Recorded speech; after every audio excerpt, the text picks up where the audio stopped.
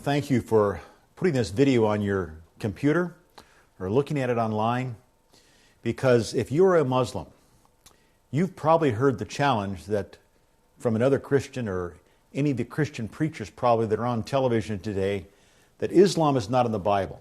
It's a religion of the devil. But from my study as a Seventh-day Adventist, looking back in the archives of world history, looking at the time of the Reformation, and before and after, I come to realize that Islam is in the Bible, and it's found in Revelation chapter 9. Yes, when Jesus was in heaven, he received a command from God, because over here in Revelation chapter 1, it says this: "The revelation of Jesus Christ, which God gave unto him, to show unto every servant things which must shortly come to pass, and he sent and signified it by his angel unto his servant John." In other words, the message of Revelation 9 that had prophesied the coming of Islam was given by God himself through Jesus to the angel, to the servant John to write down. That is historically correct. In spite of what people want to say, in spite of what emotions say, what traditions say, it doesn't go along with world history or what's in the Bible. We're looking at Revelation chapter 9 today to show you as a Muslim where you are. Remember the previous presentation in this series on this website talks about the Old Testament, the children of the East. And now we've transitioned into about 600 years later, after the time when the wise men came to Jerusalem to bring gold, frankincense, and myrrh to Mary and Joseph and their son Jesus. This is something that needs to be kept in mind, that Islam is in the Bible, and we're going to go over that right now. Now, as a Seventh-day Adventist, we've had the eschatology, or the understanding of Islam in Bible prophecy, for a number of years.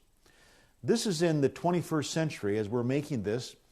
This information you see on the screen today we call the 1843 and the 1850 charts. The 1843 was what we call a Millerite chart, as Seventh-day Adventists do, or Protestants of that era. And it shows the arrows there that are yellow. They showed Islam. About 1/6 of the message back in the 1800s was Islam in Bible prophecy. As the Millerites disappeared off the scene and those people who were left became Seventh-day Adventists, which means they kept the seventh-day Sabbath as Ishmael, Isaac, and Abraham did, and they also believed in the advent of a second coming, of Jesus was returning. And in order to see the coming of Jesus again, we must go through a judgment. So those significant points are very relevant, I believe, to Muslims today, because the Quran is full of references about the judgment.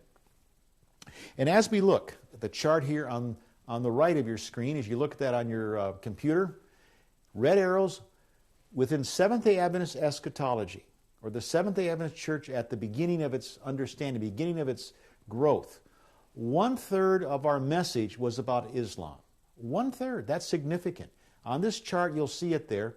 And you can go to the website, you can also see these, you can download them or whatever and look at them and study them more, because it's very relevant for you today as a Muslim to know that there are Christians, and we are Seventh-day Adventist Christians who have this understanding, and we can talk to you about this. If you have questions about this, go to the contact portion of this website and email us a question. Don't give us a sermon. Don't give us a dissertation. Just ask a simple question, and we'll try to answer it for you. As we go on here, we see a chart again. This is with beasts and animals and an image there with a rock going to hit the feet. We see a buffalo. All these are significant because they represent something in the books of Daniel and Revelation. Later in this series, on this website, we're going to have more presentations about these beasts and who they are, because it does affect you. But this presentation is about where Islam is in the Bible. And that's what we're here to share that with you, in not a condemning understanding, but in a truthful understanding, as people from centuries ago understood the work of Islam. Now, on the screen right now, we're saying historical schools of expositors of Islam in Revelation chapter 9 prior to the Reformation. We're going to cover these reformers as far as the Christian world is concerned, because the biggest issue I have as I go out and I speak with Muslims is that they believe that they're in the Bible. But I haven't found very many Christians who believe that Islam is in the Bible. But let me cover these significant people within the world of Christian history. And we're going to show that these people are believing that Islam is in the Bible. On our website, IslamBibleProphecy.com, if you go back to the documents, you'll find 1944, June and July, Ministry Magazine. You can go back to those magazines, go back to June 1944 in the Ministry Magazine document. You can print that out. It shows by century, and it shows by Revelation chapter 9, the fifth trumpet and the sixth trumpet, and also the seventh trumpet, which we're not going to talk about today. But it shows them of who believed what, all the way from the time of Martin Luther. During the time of Martin Luther, when he was alive in the 1500s, and this was the time of Suleiman the Magnificent as well, to give you an understanding, Suleiman was coming up from Turkey and going through Hungary and sieged Vienna, Austria. This is when Martin Luther was alive. And this was an interesting position because the reason that this was all happening because there was honest, seeking Catholic priests, Martin Luther, Zwingli, all these people, Wycliffe, 100 years before, were tired of what was going on within their church. And they were starting to question the blind authority to the Pope. They were questioning the things that had come in. And they're going back and reading the Word, reading the Bible, again, of what it was saying. These men started to stand and speak up about the great apostasies that were going on. Liquor, still in the church. Alcohol, people becoming pastors, the priests of the day were becoming alcoholics. This was not according to God's plan. In the 16th century, we have major people. We have John Foxe and John Napier. Foxe, Book of Martyrs, is a significant work. And these men all believed that Islam was in Revelation chapter 9.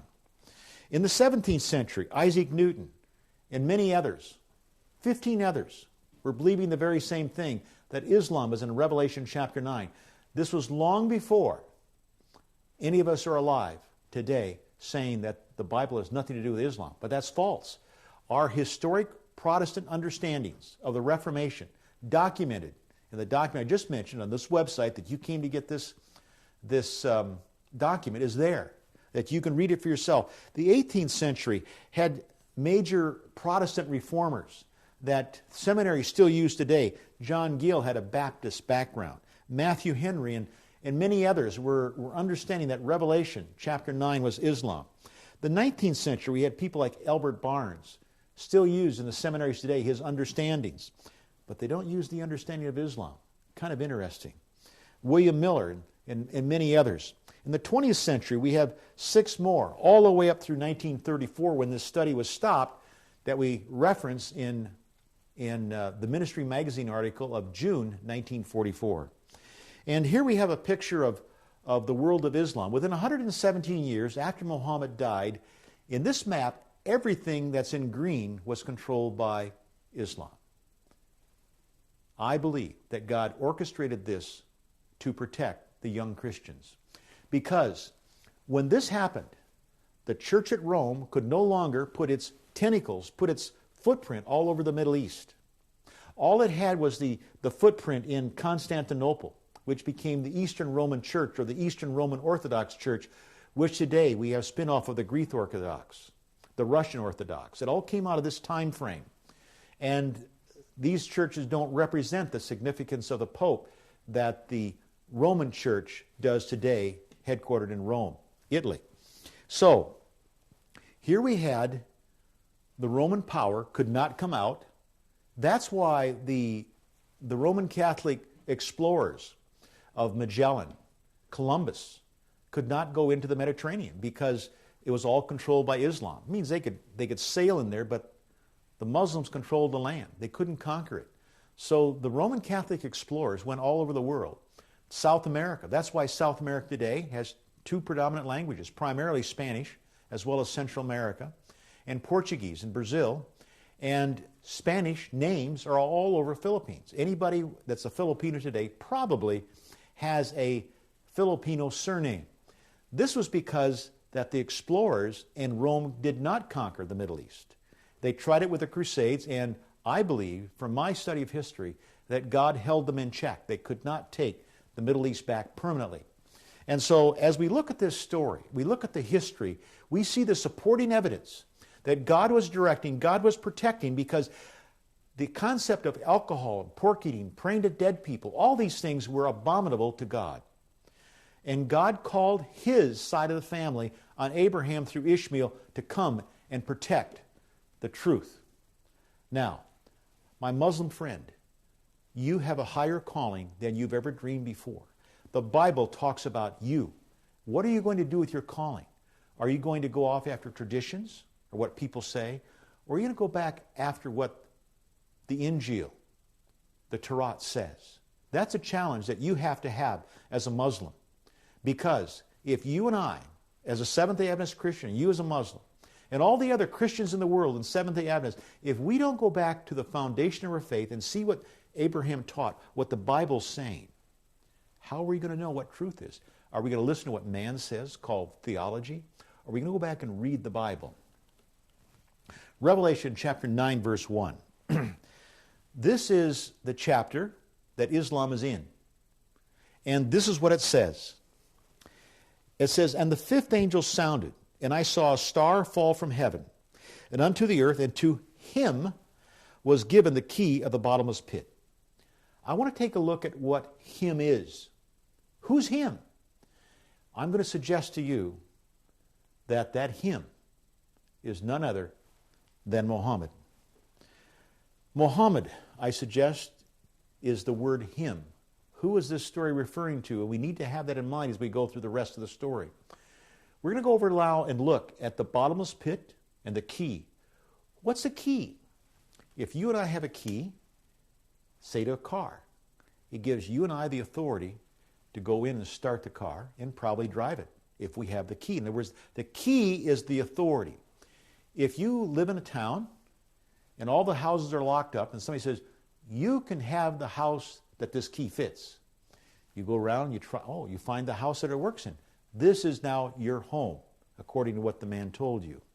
So remember, a key gives you or I the authority to unlock and to go in and do something. So keep that in mind. Now, as we go on here, I'm going to go to Revelation chapter 20, verse 1, 2, and 3. And we're going to see two things here. Who had the key, what they did with the key, and about the bottomless pit. Verse 1 of chapter 20 of Revelation. Now, Muslims believe, their tradition says that the Quran was written as a direct revelation from the angel who got it from Allah and gave it to Muhammad, who gave it to others who wrote it down. As I understand what Muslims tell me, what you tell me, this is how the Quran came. I want you to consider what we just read in the book of Revelation, chapter 1, verse 1. It came from, the revelation of Jesus Christ came from Allah to Jesus, to the angel, to John. A direct lineage of understanding of where the revelation came from. So as we read this, I want you to have the confidence that this is coming from Allah himself in the Bible. Verse 1, "And I saw an angel come down from heaven, having the key." If this angel came down from heaven, having the key, who gave him the key? It had to be coming from heaven, the authority. Lucifer is no longer in heaven. He was cast out back in Genesis. So in other words, the angel who came down had the authority coming from God himself directly. And since the message was given to Jesus, it was Jesus who had the key, and Jesus who gave it to the angel to give to John as they put it in the book. So in other words, now the story is written. We're 600 years later in this prophecy from the time that John wrote it. And since Jesus went to heaven, my Muslim friend, it was Jesus who had the key here. And this is what he says. This is what he's doing with the key. "And I saw an angel come down from heaven, having the key of the bottomless pit, and a great chain in his hand. He laid hold on the dragon, the old serpent, which is the devil and Satan, and bound him 1,000 years. There's 3 places in the book of Revelation the bottomless pit is used. One of them is right here. The first one is in Revelation chapter 9. The next one is in chapter 17. it doesn't really give us a definitive place where the bottomless pit is. But I'm going to suggest to you, when the saints are in heaven, there's no more sun, there's no more moon, because we're going to talk about that in the next video on Isaiah chapter 60. The sun and moon are darkened. The light comes now from the throne of God. And the bottomless pit, the Bible shows here that Lucifer can be bound in the earth. No more sun, there's no more moon. This is where he lives for 1,000 years. Well, the saints are in heaven, and the ones who were sinful are on this earth. Now, I know there's a great discussion about this in Christian community. Set that aside. We're not making that the issue here. What we're saying is Lucifer is stuck here. He's not going to heaven. He's here on this earth, walking around with no sun, no moon. Going to be very, very cold. That's one thing I know. And stumbling around as well. Revelation chapter 20, verse 2 and 3. It says, whoever this power had the key, and he cast him into the bottomless pit, and he shut him up, set a seal upon him, that he should not deceive the nations no more. My friend, where are the nations at now? They're around the earth, on the earth. This verse here is telling us, and he cast him into the bottomless pit, and shut him up, and set a seal upon him, that he should not deceive the nations no more, till the 1,000 years be fulfilled, and after that he must be loosed a little season. So Lucifer is bound to this earth, the bottomless pit, where the nations were, but they're all dead. And it tells us, as we read here, that till 1,000 years be fulfilled. 1,000 years is a long time. As we continue here in Revelation chapter 9, verse 2, I want to remind you, I'm suggesting the him here is Muhammad. The keys or the authority was given to him from the mighty angel. And remember, angels don't create. They're created beings. So this key that the angel was giving over here to Muhammad or the world of Islam, come from God himself. Revelation chapter 9, verse 2. And he opened the bottomless pit. This is Muhammad. He was given the authority by the keys, or the authority to do that, to open the bottomless pit or the earth. And there arose a smoke out of the pit, as the smoke of a great furnace, and the sun and the air were darkened by the reason of the smoke of the pit. Verse 3 it says, and there came out of the smoke locusts upon the earth, and unto them was given power, as the scorpions of the earth have power. Back in the Old Testament, we read in the previous presentations, if you have not seen that, shut this one off and go back to the Old Testament about the children of the East. And look at that first before, because we build on that here in the New Testament or in the Injil. And here it is talking about smoke and locusts. We showed in Judges chapter 6, verse 1 through 6, verse 5, that grasshoppers and locusts are the same thing, and they're meaning a great multitude of the children of the East. And here we see also scorpions. Scorpions have power to sting and to hurt. We also see smoke. Very interesting thing about smoke. As I read and researched this historically, I came across many Protestant authors who said, this verse here talks about there came out of the smoke locusts upon the earth. And they equate this with the errors of the Islamic faith. They said this is the cloud of Islamic errors over the Christian church. But I want you to look at a verse in Psalm 74, verse 1, and this is what it says. O God, why hast thou cast us off forever? Why does thine anger smoke against the sheep of thy pasture? I'm suggesting to you there's about 100 verses in the Old and New Testament in English, in the King James Version Bible, that talk about the word smoke. Many of the words there, they're used as smoke. When you start a fire, smoke goes up. But then it talks about other things of smoke. Smoke never means a mistake or sin. Never. But what it does mean, many places it means the anger of Allah himself against his chosen people. You see, Allah in heaven, looking down at his church, at the Christian church that was started by Paul in Rome, was in great apostasy less than 600 years later.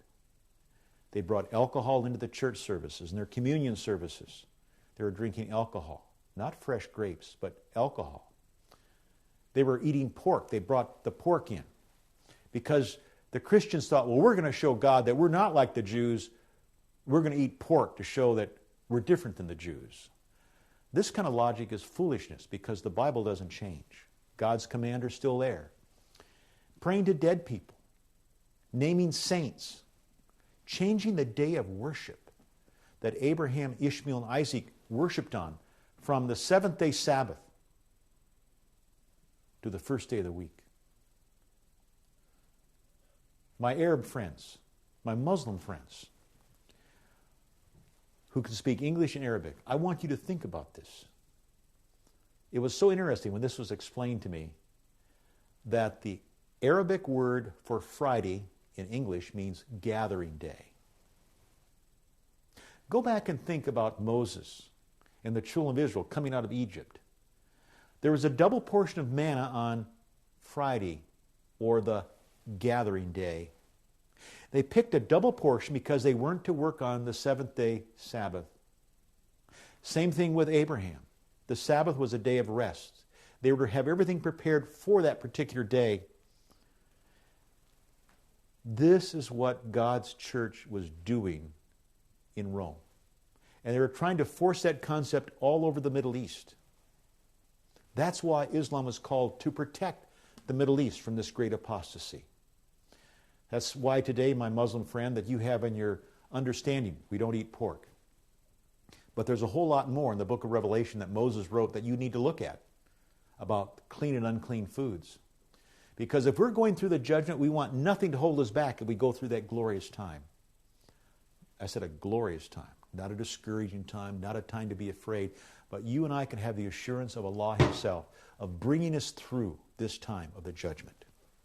So, smoke is not sin. Smoke is not a cloud of Islamic errors over the Christian church. Smoke is the anger of God against His professed people. Here we have a chart on the screen with the pictures of the beast and the man here with a big image with a rock coming down. We have a buffalo. We have other things there. These beasts and so forth are in the books of Daniel and Revelation.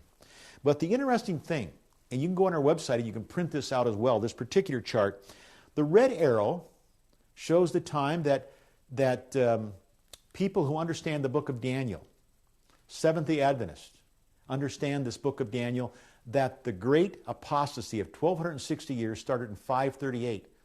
My Muslim friends, when was Muhammad born? He was born after this time. So Islam was not responsible for the apostasy of the Christian church of the day. Not at all. But Islam was prophesied before this happening, back when God gave the authority to Jesus to give it to the angel, to write it down in John the Baptist, because God was going to restore the children of the East to the power that they were promised in Deuteronomy chapter 21, verse 15, 16, and 17, that the right of the firstborn, the strength of Abraham, is in him. So as the transition happened from the children of the East to your side of the family, Islam, you were given the power of the God of the Bible to restore and protect the religion of Abraham. As we look at this here, the green arrow, you notice it's a little bit further to the right than the red. And I want you to remember that Muhammad was born after the great apostasy had already been locked in and started, and the belief system was totally changed from the way it was during the time of Ishmael and Isaac's time. And also changed from the time that the wise men from the east, the children of the east, came to bring gifts to baby Jesus and his mother and her husband Joseph. This is serious because the world today in the 21st century is at one another's throat over the issue of Christianity and Islam. Both sides hurl challenges and charges against one another. My friend, let's go back. Forget traditions. Forget what we've been told by somebody else, and go back and read the Word Himself. My Muslim friend, if you have bought into the concept the Bible's corrupted, you have no reason to exist. The Bible gives the credibility for your existence and why and how God blessed you. In Deuteronomy chapter 21, verse 15, 16, and 17, you were given a double portion of blessings. That's biblically, and that was sound because God said it through his prophet Moses. Peace be upon his name. My friends, it's time we lay down our preconceptions and pray and read and ask Allah of heaven to give you the understanding of what's right and what's correct. The God I know is willing to lead you and direct you. These words we're sharing with you is straight from the Bible, and also history backs this up, and that's why we're showing this in the historical sense. Revelation chapter 9, verse 4. And it was commanded them, the them here is Islam, that they should not hurt the grass of the earth, neither any green thing, neither any tree, but only those men which have not the seal of God in their forehead. I'm suggesting to you that we as Seventh-day Adventists have come to realize that the seal of God is a seventh-day Sabbath. It's a seal, it's a culmination, a coming together of what the Sabbath is all about. It's a seal because if by God's power, his people who read the Bible and see what the Sabbath means, it means sanctification, it means holiness. It means gathering on Friday and setting aside for the seventh-day Sabbath to be ready to worship Allah. It's so significant, but the seal of God is in the forehead. It's not a seal in the hand or anything like that, but it's in your belief system. It's in your belief system. And we believe and know that it's a seventh-day Sabbath. So the seventh-day Sabbath, and this is kind of interesting, what the world of Islam has to say about this situation. And here we have a document called Prophet Muhammad's Charter of Privileges to Christians, Letter to the Monks of St. Catherine's Monastery by Dr. A. Zahor and Dr. Z. Hogg, and this was copyrighted in 1990, 1997, all rights reserved. So we give them the credit. We didn't find this. This is on the internet for you to look at. And we have seen other things in The Decline and Fall of the Roman Empire by Edward Gibbon. He uses a similar statement, not with this clarity. And we have Edward Gibbon's statement on our website. This one will also be there shortly, written down so you can read it. At the end of this little narrative, as we go over this, I'll show the website where you can go and look at this yourself and read what it says, what this agreement here was made, or the covenant that was made.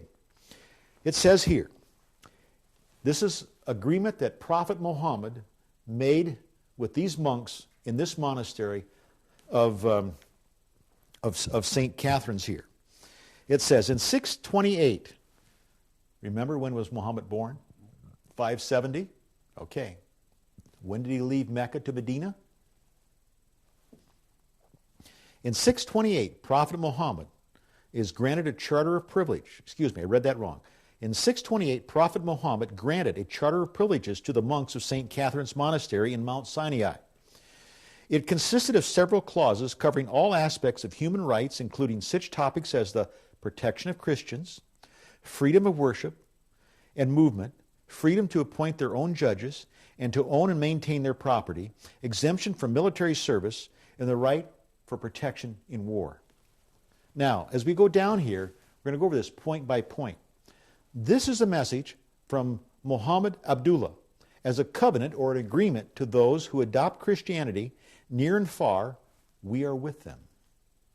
Verily, I, the servants, the helpers, and my followers defend them because Christians are my citizens, and by Allah I hold out against anything that displeases them. No compulsion is to be on them. In this video series, we've shown you this green map. Islam controlled this area. They had a right to protect the people. In other words, they operated a real republic. They were giving a word that they were going to protect this group of people. And there was a difference among Christians. There is a difference. Neither are their judges to be removed from their jobs, nor their monks from their monasteries. No one is to destroy a house of their religion, to damage it, or to carry anything from it to the Muslim houses. Should anyone take any of these, he would spoil God's covenant and disobey his prophet. Verily, they are my allies and have my secure charter, against all that they hate. No one is to force them to travel or oblige them to fight. The Muslims are to fight for them, or to fight for the Christians who are real Christians. If a female Christian is married to a Muslim, it is not to take place without her approval. She is not to be prevented from visiting her church to pray. Their churches are to be respected. They are neither to be prevented from repairing them, nor the sacredness of their covenants. No one of the nation of the Muslims is to disobey the covenant till the last day or the end of the world. Now, on the bottom here, I have the website where you can go look at this yourself. This is not a Christian website. This is an Islamic website. A few months ago, I had the privilege of speaking in a Muslim meeting in a great seminar held in Sydney, Australia by Dr. Sheikh Laban. And in this seminar, they put together a booklet to give out to the Christians and all the Muslims who attended. This, what I just read to you, was listed there by the Muslims to let the Christians know that they had a big brother there to protect them. Now you may be, if you're a Christian watching this, you may be laughing right now. But you know, all sides of the family had problems with sin. The devil is not going to let any side of the family rest. And you may be thinking, well, what about Muslims this and what about that? Well, what about Christians this and what about Christians that? What about the Ku Klux Klan being Christians here in the United States of America? What about the Christians who brought the Crusades and literally killed thousands, hundreds of thousands, up to millions of people during the Crusade to establish the so-called right of the Christianity in the Holy Land that never took place? That the Dome of the Rock Mosque is now sitting on the temple site to protect it from a false and apostate Christians who want to rebuild the temple. My friend Muslims, the Bible is letting you know that you are in the Bible in a positive way and give the history of what your people actually have gone through. As we look at the Quran and reading the English translation, Yusuf Ali, it's called The Meaning of the Quran. I know, my Muslim friends, that the Quran is recognized in the Arabic language form, but I can't read Arabic. And only 18% of the world of Islam can read Arabic and articulate it. I'm a Seventh-day Adventist Christian. I can read your English translations, and I enjoy them. I use them in my presentations. And this is what it says in Surah 9, Al-Tabarah, verse 29. Fight those who believe not in Allah nor His last day. What the Quran is saying, you're to challenge people, to fight people who don't believe in God nor the end-time events. And we as Seventh-day Adventists, in the chart we've already shown you, we do Daniel and we do Revelation. And there'll be more sermons on this website, because we teach and we show what's going to happen at the very end of time. Fight those who believe not in Allah nor the last day, nor hold that forbidden which hath been forbidden by Allah and His apostle. My Muslim friends, Seventh-day Adventists do not drink alcohol in the sense that it's not in our right as an agreement with the Scripture to do so. But unfortunately, there's many Seventh-day Adventists, and as I've traveled the Islamic world, there's a lot of Muslims who do drink alcohol. But that's not condoned by Islam nor by the Seventh-day Adventist Church, but especially by the Bible. The Bible does not condone because it talks about people who drink and get drunk as fools. In other words, the Seventh-day Adventist Church forbid what's been forbidden. We don't eat pork. Don't do alcohol. And other things the Bible forbids in Leviticus chapter 11 about clean and unclean. And it says, as I go on here to read, which hath been forbidden by Allah and His apostles, nor acknowledge the religion of truth, even if they are of the people of the book. You see, all people of the book or of the Bible don't teach the same thing. This is why in Revelation chapter 9, verse 4, there is a difference. And the difference was over the issue of the seventh-day Sabbath, among other things. That's the key issue. Pork eating, liquor, changing the day of worship from the seventh-day Sabbath that Ishmael, Isaac, and Abraham worshipped on to another day that was never ordained by God. The church at Rome claims the authority to change that. But the written word of Allah does not give them that authority. I stand before you to let my Muslim know that you are in the Bible and you have a high calling. Allah is calling you back to your roots, back to who you are, back to the religion of Abraham. It says, even the people of the book, until they pay tax, jahiz, and willing submission and feel themselves subdued. You see, my Christian friends who may be watching this, if you're not obeying what's in the book, then you're not walking with Allah. If you are following the dictates as you read in the Scripture, and you are praising Allah for revealing them to you, you'll be blessed. You'll be blessed greatly because you'll have the blessings of heaven upon you, and you will not have to fear what's coming to us in the last days. Because in the Old Testament, we saw how Allah brought in the Midianites, the children of the East, to bring judgment upon the people of Israel because they had went back to idols and they were in great sin and apostasy. At the same time, my Muslim friends, the Midianites were destroyed because they had filled their cup of sin full, and they were destroyed as well by Gideon. This isn't a presentation of only one-sided. We have to look at it balanced from both sides of the family. In Surah 3, 1:13 and 14, it says this, not all of them are alike of the people of the book or a portion that stand for the right. They rehearse the signs of Allah all night long and prostrate themselves in adoration. They believe in Allah in the last day, enjoin what is right and forbid what is wrong. They hasten in emulation in all good works. They are in the ranks of the righteous. Down here at the bottom of this slide, I have Christians are not all the same. That's my writing as the speaker. That's true. Christians aren't all the same. Muslims, you aren't all the same. You have Sunni, you have Shia, you have Sufi, and sects within that group. You have folk Islam that may be done one place in the Islamic world and not done in another. At the same time, Christianity isn't much difference. Christianity has idols in one place, no idols in another. Or the church at Rome has idols in all of its churches all over the world. But the Allah of heaven, the God of the Bible, is calling all sides of the family back to reform. He's calling us all back to the great worship of the one high God. And he showed that Jesus lived this life on this earth, walked about as a human being so that you and I can look at and copy and emulate. Because he loves us so much, he gave something so near and dear to him. He gave us Jesus to show how to live.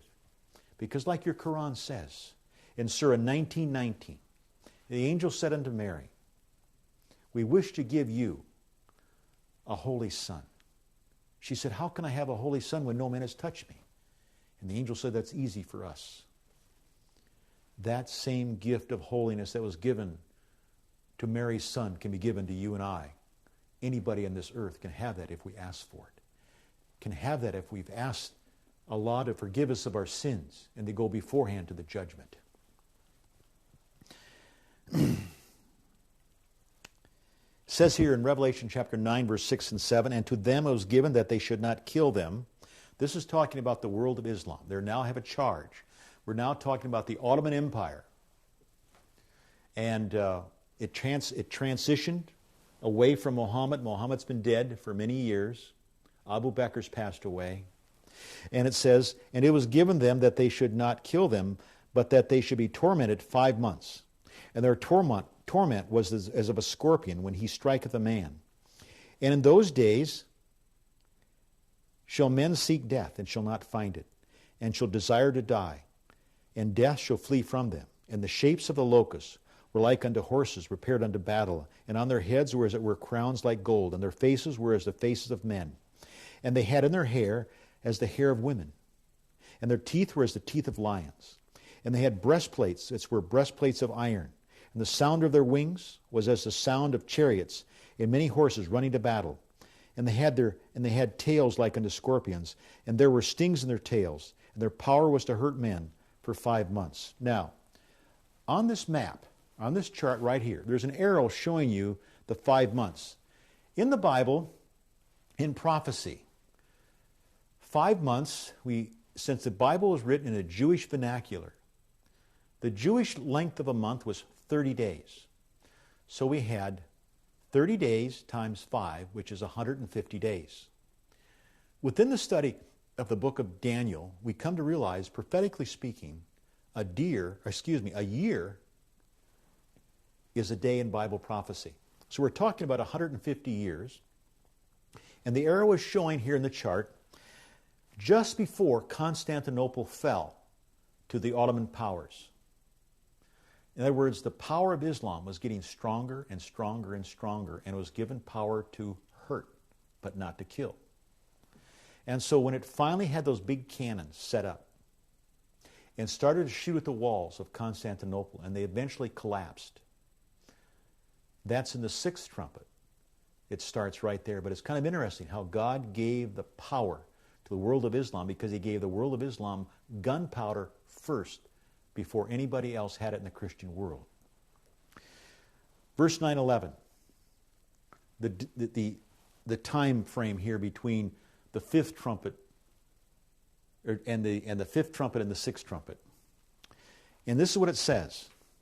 And they, talking about Islam, this is the subject of Revelation chapter 9. They, or him, or who, it's all Islam.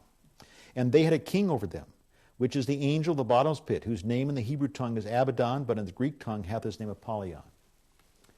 You know, as we just had read about the horses, and that's it. I'm going to go back and read that. Let's go back and look at that here, just real quick. I want to take a look here, and in Revelation chapter 9, verse 6 and 7, it says this: and in those days men shall seek death, and shall not find it, and shall desire to die, and death shall flee from them. And the shapes of the locusts were like unto horses, prepared unto battle. And on their heads, as it were, crowns like gold, their faces were as the face of men. I had the privilege this last summer of going to Istanbul, which used to be Constantinople. And I went to the Ottoman Military Museum. As I walked down this museum, it's just fantastic because I'm into history, I like it. It showed helmets that the horses wore. They went all the way from their nose to the top of their head, and they had reliefs cut in them so the horses' nostrils could breathe, and relief for the eyes so that they could see, and they went all the way up to the ears. And so in Bible, what we just read here, it says, and the shapes of the locusts were like unto horses. In other words, if you look at the head of a horse coming at you, it kind of looks like a grasshopper or a locust. But these were shining with gold. In the museum, I saw gold horses' helmets and brass horses' helmets. And you look at them quickly, they look like a grasshopper. They're long and skinny, and it looks like they have legs on them. So the Bible is correctly identifying the name that God gave to the world of Islam, or the children of the East in the Old Testament. And as I walked over this museum, I saw swords that were curved. They were called sycamores. And this is what the Muslims use, because as they would ride their horses and they would fight, they would swing their swords, and they weren't straight like the Christian swords, which would stick in something. You had to fight to get it out. It's kind of gruesome, but it's just kind of interesting, is that the German swords and the Christian swords all look like crosses. And I want to tell you,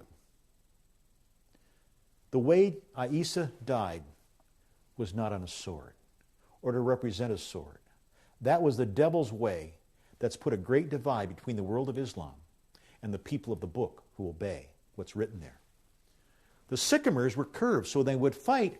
When they would hit the opponent coming at them with a horse, the sword would slide off them and leave a large gash, and they would ride on. My friends, Allah tells us what's happening, so we know. So there's no doubt in our mind. And as we go through this story, these things, as I've studied and studied for years and gone to museums in Turkey and looked, I have been so impressed because God is so narrative. He explained things so well once you start connecting world history. But the sad thing today, I know of very few Christian churches that study history in their understanding of prophecy. They don't. They just condemn Islam and cast them off and go on. But as we go on here in this story, in Revelation chapter 9, verse 11, it says this, "And they had a king over them, which is the angel of the bottomless pit, whose name in the Hebrew tongue is Abaddon, but in the Greek tongue hath his name Apollyon." We established that the bottomless pit is this earth. Many denominations, many people who believe the Bible, claim to believe the Bible, say it's a hole in the ground where the devil lives. That's not supported in Scripture at all. It's the earth. And it's interesting here, the word angel in Strong's Concordance means messenger. Now, Islam really never had a king over them. There was leaders, but the real leader of Islam yet today, who is it? Who's the messenger to Islam today? Prophet Muhammad, peace be upon his name. That's the messenger of Islam. Here it says an angel. But when you look at angel in the Strong's Concordance in English, it means messenger. So it was a messenger of the earth. And remember who empowered, back in Revelation chapter 9, verse 1, 2, and 3, who empowered with the keys? The keys came from an angel who got them from heaven, and he gave them to the world of Islam, who had power over the earth. You may think I've never heard this before, and I probably would say you haven't. But this is historically speaking. And Seventh-day Adventists have this understanding in the study of the Ottoman Empire. There was a reason, as we go through the next few verses, you're going to see the calling that the world of Islam had for a specific calling. The word Abaddon and Apollyon means destroyer.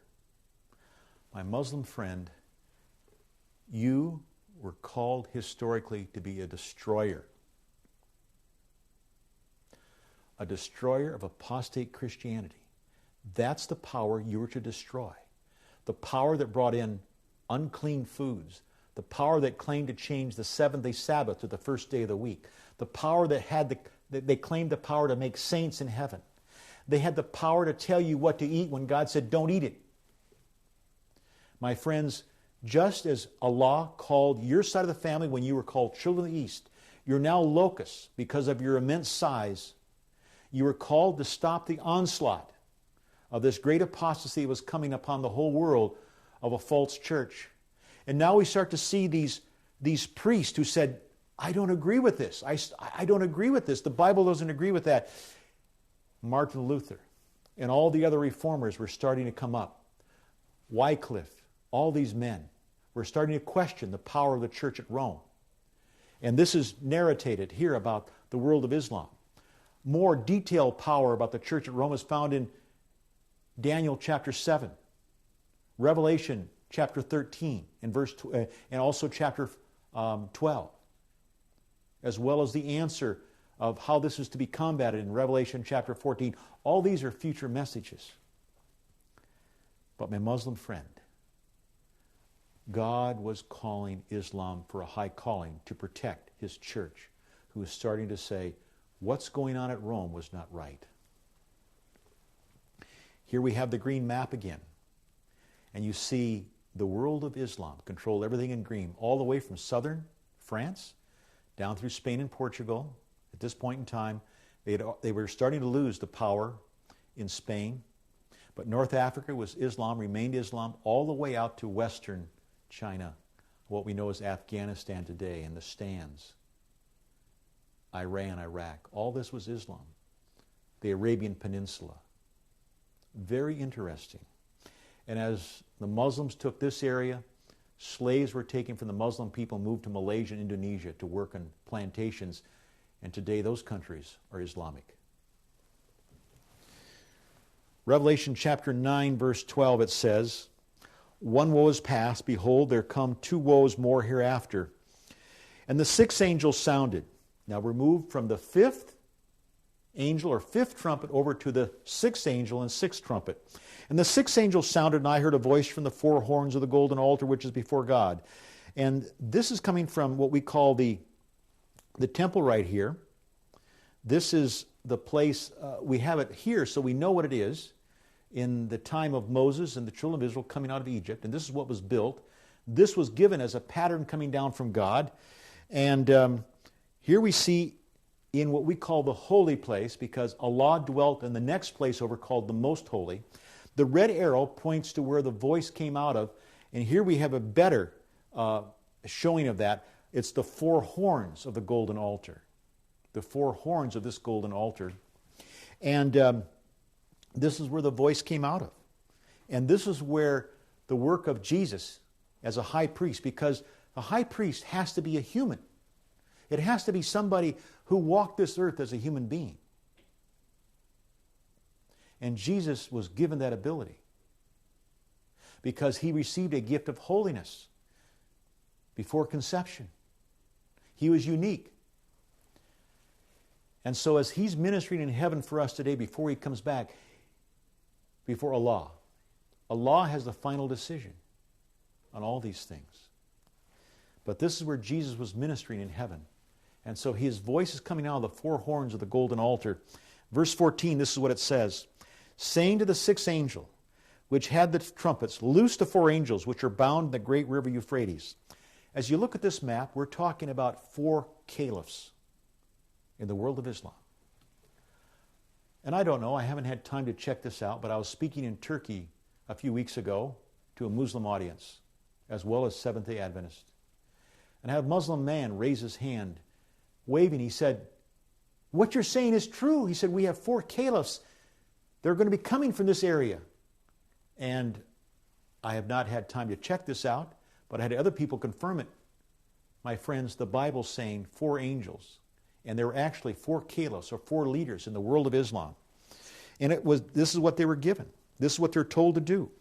It says, and the four angels were loosed, which were prepared for an hour, a day, a month, and a year, for to slay a third part of men. Previously in this chapter, they were to hurt like scorpions. This is the first command they were given to slay. Now, the time here, this may seem confusing, but if 1 year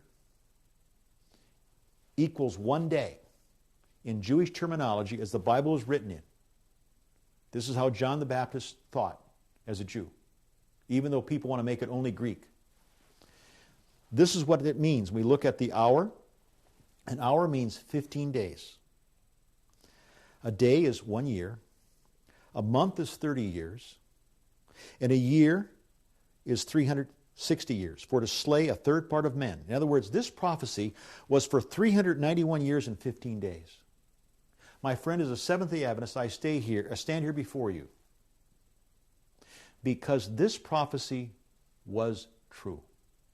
The Millerite movement predicted the end or the demise of the autonomy of the Ottoman Empire from looking at this prophecy, looking at the time frame, and predicted 2 years before it happened that the Islamic power of the Ottoman Turks was going to lose something, or something was going to happen.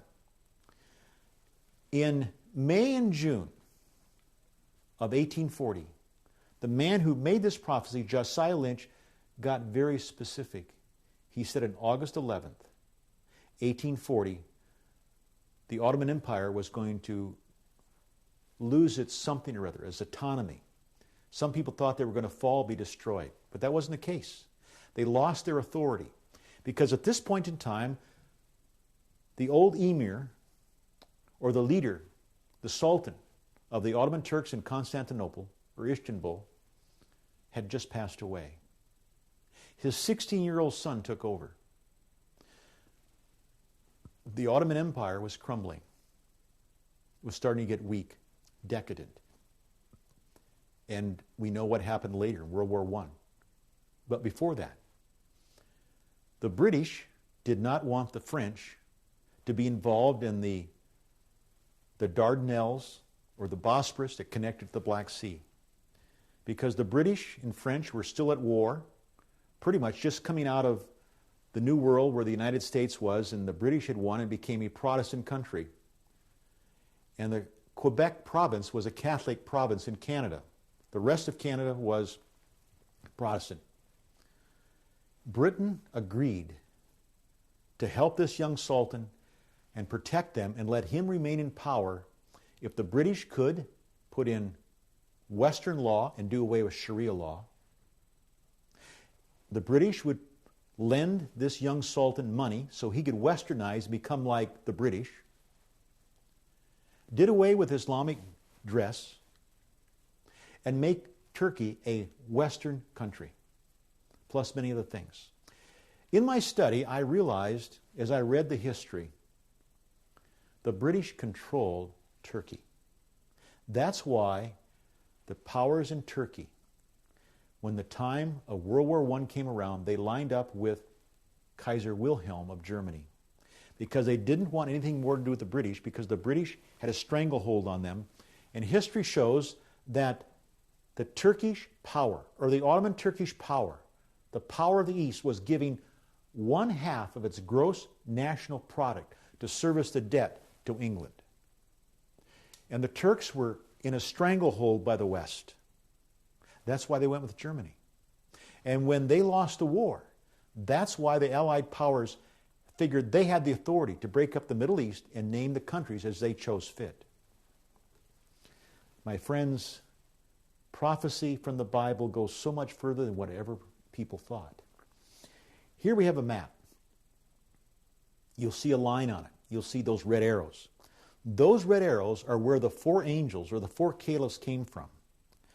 But the green spot on that map is south of Vienna, Austria. Because Martin Luther was starting to speak out against the church at Rome about the great apostasy, and Charles V, who was the army out of Spain for the church at Rome, was planning to move into Germany and destroy all those reformers and to make all the Christians go back to idol worship and everything else. But God said, not so fast. He called your side of the family to move within 80 years. They were right in the spot where they were to be. They moved up. The walls of Constantinople fell with gunpowder that God permitted your side of the family to have before the Western world had it, because Allah was going to save those young Christian pastors who were formerly priests, because they were reforming to the right concept. This is what I'm saying. First time I'm really going back to what I'm saying. This is what my findings are. From 1449, when this charge was given by God in Revelation chapter 9, verse 13 and 14, to the 4 caliphs to move forward, they were in place outside of Vienna, Austria, within 80 years, to draw off the tempest of Rome from Martin Luther and the Reformation, because Rome was going to destroy the reformers. When the mighty Suleiman the Magnificent, who was a fair and just leader, from secular world history reports, when he came to Vienna and he encompassed Vienna, the church at Rome had to direct its army away from Luther in Germany to come over to Hungary to so-called protect Europe. That battle, over the course of a few years, gave Luther and the other reformers time to spread and to grow. The message of no idols, no pork, all those things went. But the sad thing is, many Christians did not listen to that. Most Christians today, outside of a Seventh-day Adventist and maybe another denomination, pork is in their diet. But what this did, the message went on up to Norway, Sweden, Scandinavian world, went to England. And so when Suleiman the Magnificent went back to Turkey, the battle was lost. The Church of Rome now had a reformed religion in its hands, and they could no longer kill, because most everybody believed that. Seventh-day Adventists are the last movement of the Reformation. We have continued to advance the religion of Abraham. We have gone back to the seventh-day Sabbath of Abraham and Ishmael and Isaac. We do not use pork, alcohol, or use it in our worship services. We do not eat pork or gamble.